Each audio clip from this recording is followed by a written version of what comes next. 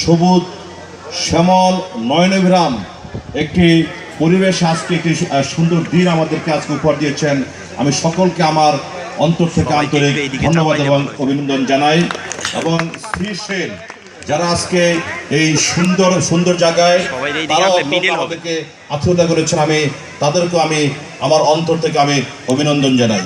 আমি অভিনন্দন জানাই ভোলার সমস্ত সম্মানিত ভোলাবাসীকে। এখানে আসলে নাম বলতে গেলে শত শত বিশিষ্ট গুণী এবং সম্মানিত মানে ব্যক্তি আছে। আমি শুধু একজনের কথাই বলবো যে আমার নেতা, আমার মরহুম পিতা অধ্যক্ষ নজরুল সাহেবের বন্ধু, যিনি আমাকে ছেলের মতো আদর করে আজকে এই পর্যায়ে আমাকে এনেছেন।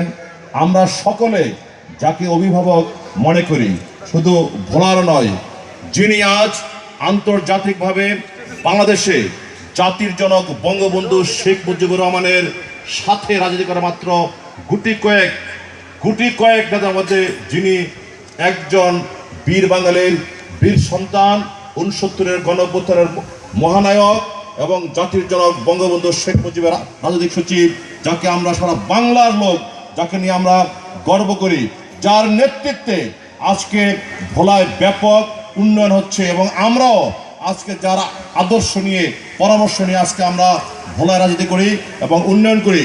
ভোলার উন্নয়নের ব্যাপারে আমি কিছু বলবো না, নেতা আজকে সব কিছু বলবেন।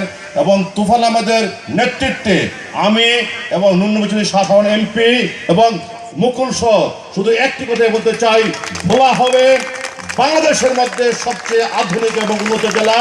এই আশাবাদ রেখে ধন্যবাদ জানিয়ে আমি আমার সংক্ষিপ্ত বক্তব্য শেষ করছি। আসসালামু আলাইকুম।